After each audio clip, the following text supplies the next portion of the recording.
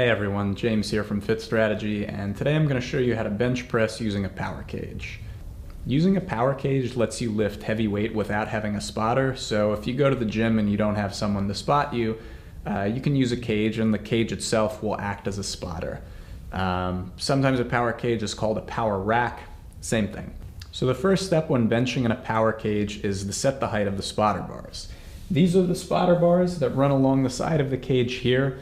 They'll adjust in different ways. Some you have to rotate the handle and pull it out. Others will have like a spring-loaded pop pin style where you got to pull the pins and then you can adjust up or down. However it adjusts, the goal is the same thing. You want to set it at a height where it will catch the barbell without crushing your chest, but it still gives you a full range of motion. And that's how it's going to spot you on the bench press. If you try and press it up and you can't, well, you just let it come down and the bar is going to end up resting on the spotter bars instead of resting on you. It's really trial and error. You just, roll the bench in, kind of eyeball it, and guess what height it's going to be at. And then what you'll do is just use an unloaded bar and bring it down, and then you can sort of gauge whether to adjust it up or down. So here's what it should look like. So just let the bar come down onto the spotter bars. And then just take a look and see if you have any leeway to bring it down even further so that you can get a complete range of motion. But you want to get it as close to your chest as you can without it actually making contact, so that if you did need to, you could kind of slide out from under here in the event that the cage needs to catch the bar. The other thing that the spotter bars let you do that's nice is adjust the width of your grip.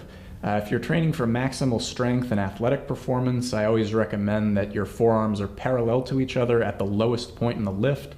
And what that does is it maximizes range of motion, so you make sure you're training the greatest number of muscle fibers possible. So the easy way to do it is just lay down, let the bar come down on the spotter bars, and then adjust your grip until you see your forearms are parallel, because on the spotter bars, that's going to be the lowest point in the lift. Once they're parallel, you can just look at where your fingers are in relation to the notch on the bar, and that way when you unrack it, you'll already be in that optimum grip width. After you adjust the spotter bars, the next step is to adjust the height of the bar itself. Now again, this is about trial and error. You just have to sort of test it out with an unloaded bar. You want to position it at a height where when you unrack it, your elbows are slightly flexed. Not flexed so much that you have to do like a half rep to take it off, but also not so high that you have to like raise your body up when you want to re-rack it. So I'll show you what it looks like.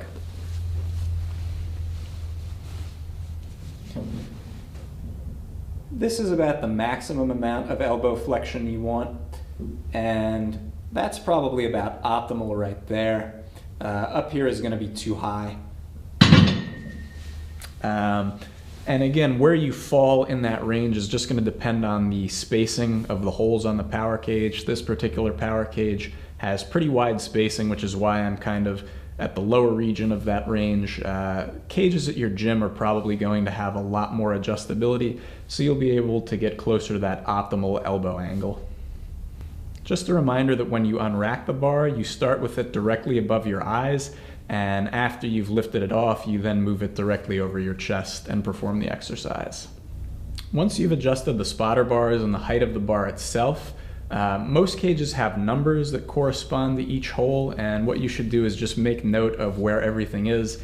That way when you come back next time, you don't have to fumble around and do the trial and error thing every time.